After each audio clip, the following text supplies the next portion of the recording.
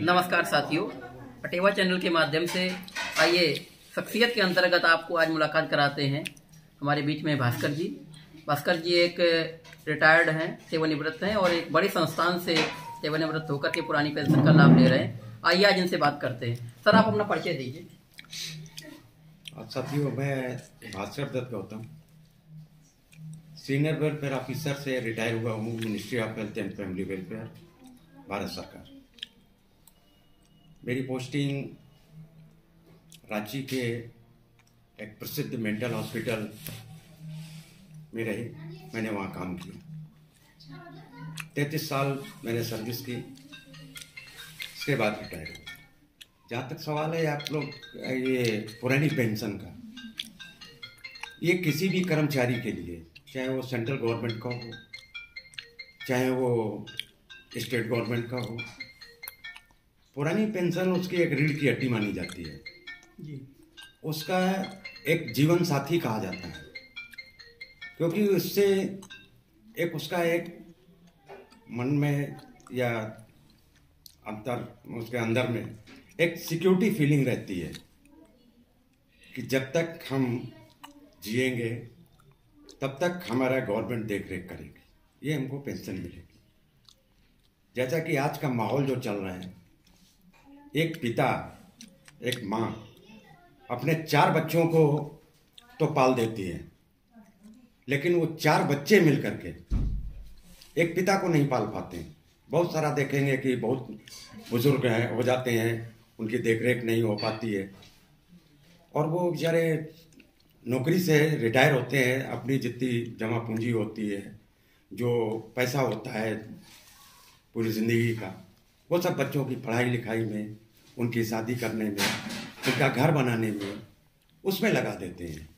वही बच्चे बाद में उनको अलग कर देते हैं, अपने पास रखना नहीं चाहते। ऐसे में जो पेंशन है, ये उनके लिए बहुत ही लाभकारी और सहायता के रूप में ये सिद्ध होती है कि उनको काफ़ी उससे अपना एक जीने का सहारा रहता है। भास्कर जी, आपने पेंशन के बारे में बताया। मैं आपके पीछे आपका जो बैकग्राउंड रहा है, आपने 33 साल सेवा की सरकारी सेवा में, कैसे आप सेवा में आए और कैसे आपने स्ट्रगल किया, इसके बारे में जानना चाहते हैं थोड़ा संक्षिप्त। शुरुआती पढ़ाई लिखाई में उस समय तो जैसे अभी संसाधन है पढ़ाई लिखाई के, उस समय तो उतने संसाधन नहीं हुआ करते थे।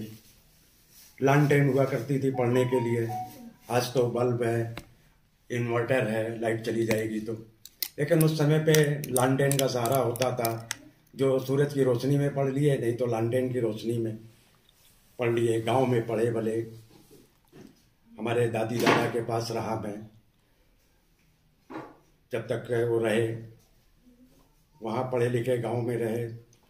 इसके बाद शहर आए तो हमारे पिताजी तो सर्विस में थे, लेकिन मैं ज़्यादा उनके पास नहीं रहा, ज़्यादातर गांव में रहा। फिर हम अपने चाचा जी के पास रहे, वहाँ पे रह करके मैंने पढ़ाई की, उनकी देख रेख की। काफ़ी उनसे हमको ज्ञान मिला और एक जो अनुशासन होता है वो हमारे पुराने लोगों में भी अभी भी देखने को मिलता है और वो मिला। इसकी बदौलत हम आगे बढ़े और पढ़ाई लिखाई किए, लेकिन इस बीच में काफ़ी स्ट्रगल किए, क्योंकि उस समय पे उतना ज़्यादा सुविधाएं नहीं थी, पैसे का अभाव भी रहता था। फिर भी ये सब करके पढ़ाई लिखाई की। फिर मैंने ग्रेजुएशन किया। इसके बाद फिर हमको पता चला, मेरे मामा नौकरी कर रहे थे अपना MSW का कोर्स, फिर मैंने इसको किया और वहाँ से फिर मेडिकल और साइकेट्री में स्पेशलाइजेशन किया। फिर प्लेसमेंट में गया रांची, वहीं मेरे को सर्विस मिल गई। झारखंड की राजधानी रांची, हाँ, वहाँ पे आप पोस्टेड रहे, आपने बताया। एक सरकारी संस्थान था। हाँ, सरकारी संस्थान। मैं आपका ध्यान इस तरह से आकृष्ट करना चाहूंगा कि सरकार लगातार इस संस्थानों को प्राइवेट कर रही है। हम लोग निजीकरण की तरफ जा रहे हैं, सरकारें इन संस्थानों को बेच रही हैं या तो निजी कर रही हैं। इससे क्या कुछ समस्याएं आने वाली हैं, इसके बारे में आपका क्या कहना है? देखिए, सरकारी संस्थाओं को जो निजीकरण में करेगा तो एक अनसिक्योरिटी सी फीलिंग आ जाती है कि इसको प्राइवेट कर देंगे तो उसका रहेगा, हक रहेगा प्राइवेट वालों का। अभी क्या है कि सरकारी में थोड़ा सा आदमी को एक अंदर से ये फीलिंग रहती है, स्ट्रांग रहता है, मजबूती रहती है कि हम सरकारी नौकरी में हैं, हमको निकाला नहीं जा सकता इतनी आसानी से। लेकिन प्राइवेट में वो इनसिक्योर रहते हैं कि मालिक है कि भाई जितना काम करोगे, जितना उसको फायदा दोगे, वो उतना आपका ये करेगा, देख रेख करेगा, या उतना आपको अच्छे से रखेगा। अगर आप काम नहीं करेंगे आपको निकाल देंगे। 2004 के बाद जो भी सेवा में आए हैं सर जी, उनकी नई पेंशन के तहत, नेशनल पेंशन स्कीम के तहत उनको कुछ बदलाव दिया जा रहा है, इसको आप जानते हैं, इसको आप किस तरह से देखते हैं? ये हमको, हमारे तो कर्मचारी लोग आए हैं लेकिन बहुत ज़्यादा हमको तो इसके बारे में ये नहीं था। लेकिन हाँ, अभी जो कुछ लोग रिटायर हुए हैं उनको ये पता चलता है कि उनको तो कुछ मिल ही नहीं रहा है। और जैसे अपना सरकार बोलती है कि इनको दिया जाएगा एनपीएस के तहत कि जितना आप कंट्रीब्यूट करेंगे उतना गवर्नमेंट करेगा। लेकिन एक इसमें भी एक बैरियर है कि आप अपना तनख्वाह का 10% से ज़्यादा नहीं कर सकते हैं। बिल्कुल, आप उससे ज़्यादा नहीं, आप चाह करके भी नहीं कर सकते हैं। जैसे पुराने में जीपीएफ था, जीपीएफ में आप अपना 50% तक आप ये कर सकते थे, उसमें जमा कर सकते थे अपना भविष्य निधि में। लेकिन इसमें है आप जो है ना 10% से ज़्यादा नहीं कर सकते। इसका एक रीज़न ये भी है कि 10% गवर्नमेंट को देना है ना, आप जितना करेंगे उतना ही गवर्नमेंट को डालना है।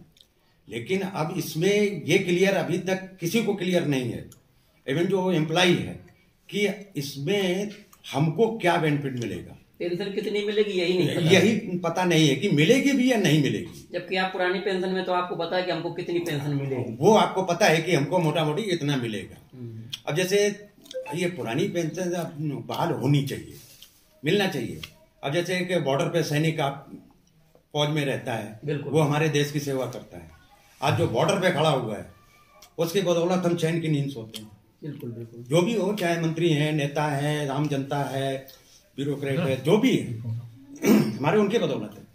एक वो बेचारा 30 साल सर्विस करके आएगा अभी लौट करके, और उसको पेंशन नहीं मिलेगी। बिल्कुल, आपने बहुत अच्छा ध्यान दिलवाया। एक नई योजना के तहत सैनिकों को भी निजीकरण की तरफ धकेला जा रहा है कि अग्निवीर योजना आपने सुनी होगी, अग्निवीर को आप किस तरह देखते हैं? अग्निवीर में अब ये कहते हैं कि जैसे हम ये कर रहे हैं कि जिन लोगों को आर्मी में जाने का शौक है और वो जा नहीं पाते हैं जी, तो हम अग्निवीर से ले जाएंगे। शॉर्ट सर्विस का मिशन होता है, जैसे फौज में होता है ना कि कोई लोग 5 साल के लिए 7 साल। लेकिन इसमें भी एक ये दिक्कत होती है कि शॉर्ट सर्विस कमीशन जैसा ही है भी, वहां पे जाएगा अग्निवीर। लेकिन अभी तक जहां तक सुनने को ये मिला है कि जो अग्निवीर जो काम कर रहे हैं, फौज में लड़ रहे हैं, बॉर्डर पे काम कर रहे हैं, या जहाँ भी, अगर वो शहीद हो गए तो उनको वो शहीद का दर्जा नहीं मिलता, उनको कोई बेनिफिट नहीं मिलता है। ये तो बहुत दुख की बात है। उनको पेंशन भी नहीं है, तो पेंशन तो किसी को नहीं है, लेकिन उनको क्या बेनिफिट मिलेगा? गवर्नमेंट बोलती है कि उनको बाद में बेनिफिट दिया जाएगा, 12 लाख 15 लाख रुपए दिया जाएगा, ठीक है, लेकिन 4 साल के बाद वो क्या करेगा? एक ये भी सोचने की बात है, जो एक यूथ है जो 24 साल का किया, 25 साल में किया, 29 साल तक उसने सर्विस की, इसके बाद फिर एक उसका तो कट ऑफ हो जाता है कि 29 साल के बाद सर्विस में अप्लाई नहीं कर सकता है, कहीं एज लिमिट हो जाती है, एज निकल जाती है, तो बाकी फिर वो क्या करेगा? भास्कर जी, आपने बताया कि आप रांची के बड़े मेंटल हॉस्पिटल से रिटायर हुए हैं जी, और यद्यपि आप 2004 के पहले सेवा में थे, तो आप तो पुरानी पेंशन में थे ही। हाँ, लेकिन झारखंड सरकार ने एक नया ये उनके हेमंत सोरेन जो वहाँ के मुख्यमंत्री हैं, उन्होंने 2004 के बाद भी जो सेवा में आए हैं उनकी भी पुरानी पेंशन बहाल कर दी है, इसको आप किस तरह देखते हैं? ये तो अच्छा कदम है, उन्होंने अपना जो दायित्व है वो निभाया।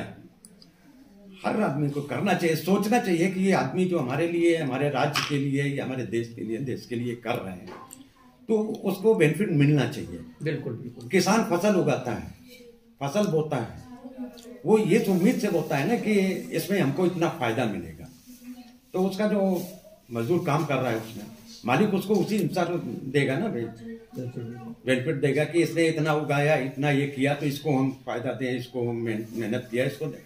वैसे ही गवर्नमेंट को सोचना चाहिए कि हमारे लिए काम कर रहा है, देश की तरक्की के लिए, राज्य की तरक्की के लिए, और जी जान से मेहनत कर रहा है, उसको कम से कम पेंशन मिलनी चाहिए। बिल्कुल, आपकी बात बिल्कुल जायज है। और आप का ध्यान इस ओर भी मैं आकृष्ट करना चाहूँगा कि नेताओं को अभी भी पुरानी पेंशन है, इस पे आपको क्या कहना है? नेताओं को तो पुरानी पेंशन नहीं, उनको तो जितने बार एमपी एमएलए होते हैं उतनी पेंशन मिलती बिल्कुल है। बिल्कुल बिल्कुल। चाहे एक बार बने एमएलए तो मिलेगी, 2 बार बने तो 2 बार के पेंशन मिलेगी। तो जबकि आप ये जानते हैं कि राजनीति एक सेवा नीति है, कोई काम नहीं है।